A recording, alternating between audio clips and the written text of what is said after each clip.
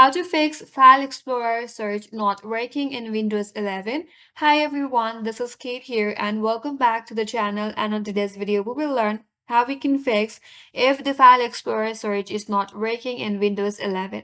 So without further delay, let's get started with this video. So for that, first of all, you have to open up Task Manager on your device. Click on the search icon, search for Task Manager and open it up in your device. So after you open up Task Manager, you have to search for Windows Explorer. Scroll to it and now search for Windows Explorer and check if you can find it here. So here it is.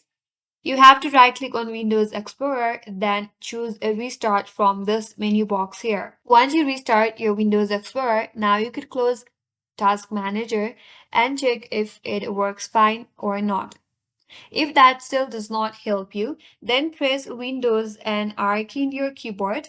Once you see this run prompt and in the search bar, you have to type in services.msc, click on OK. That will open up services here. So here you have to again find Windows search. Click on any one of the services here, press W in your keyboard.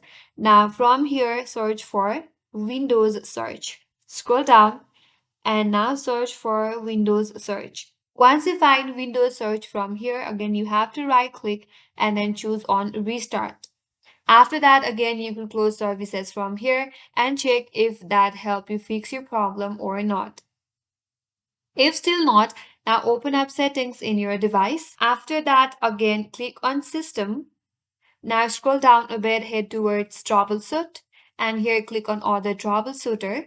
And from this interface, you have to find or search for search and indexing. If you can find that option, you have to click on run from your left hand side, and that will also help you fix your problem. So that's it. That's how your File Explorer search should now be working. That's all for today's video. If this video was helpful, make sure to like and subscribe. Thank you for watching and stay tuned for more videos.